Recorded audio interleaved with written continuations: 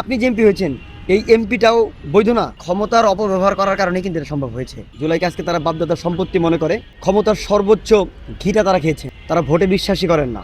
দেখুন, হান্নান মাসুদ বলেছে তাদের কারণেই বর্তমান প্রধানমন্ত্রী হয়েছেন তারেক রহমান।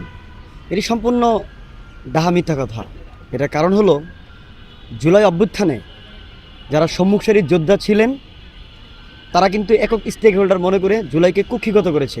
জুলাইকে আজকে তারা বাপদাদার সম্পত্তি মনে করে, যে কারণে তারা আজকে এই কথা বলেছেন। তারা ভোটে বিশ্বাসী করেন না। দীর্ঘ 1.5 বছর তারা জুলাইকে পুঁজি করেই কিন্তু ক্ষমতার সর্বোচ্চ ঘিটা তারা খেয়েছেন। আজকে এই নির্বাচিত সরকার জনগণের প্রত্যক্ষ ভোটে নির্বাচিত সরকার।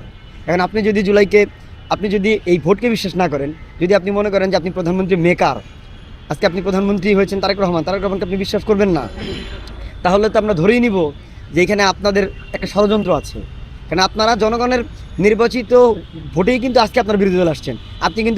আপনি কিন্তু সংসদ সদস্য হয়েছেন, তাহলে আপনি বিশ্বাস করবেন না কেন? তাহলে কি আমরা ধরে নিব যে আপনি যে এমপি হয়েছেন এই এমপিটাও বৈধ না? আপনি আপনার নিজেকে প্রশ্ন করেন। জুলাইকে এই স্টেক হোল্ডারের জায়গা থেকে আপনাকে বের হয়ে আসতে হবে, জনগণের রায়কে মেনে নিতে হবে। কিন্তু অ্যাকচুয়ালি সে বন্দর মাসুদ নামে পরিচিত। আপনারা দেখেছেন বন্দরে যেভাবে সিন্ডিকেট নিজের নাম ঢুকিয়েছে, এটি একজন ছাত্র নেতা হয়ে এটা করার কথাই না। কিন্তু কেন করতে পেরেছে? কারণ জুলাইকে তারা পুঁজি করে এটা করেছে।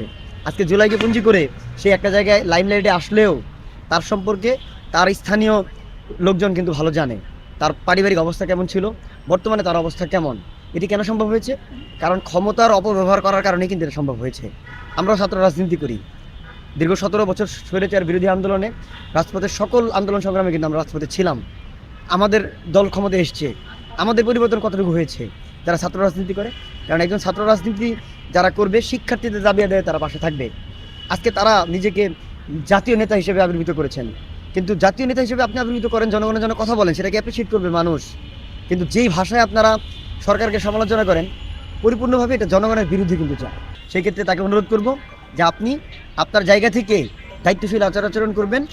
সংসদে গঠনতান্ত্রিক সমালোচনা আপনি করেন, জনগণের জন্য আপনি কাজ করেন। আপনার বিরুদ্ধে এত সমালোচনা কেন হবে ভাই? আপনার স্থানীয় যে জনগণ, সেই জনগণ আপনার বিরুদ্ধে দাঁড়িয়ে গিয়েছে। আপনি যা ইচ্ছে তাই বলছেন। এখান থেকে আপনি বেরোতে না পারলে আপনার রাজনীতিতে সামনে স্থায়ী রাজনীতিতে একটা হ্যাম্পারিং হবে। সেই ক্ষেত্রে আমি অনুরোধ করব হান্নান মাসুদ অচিরে তার বোধোদয় হবে এবং সেও একটা সুস্থ ধারা রাজনীতি ফেরত আসবে।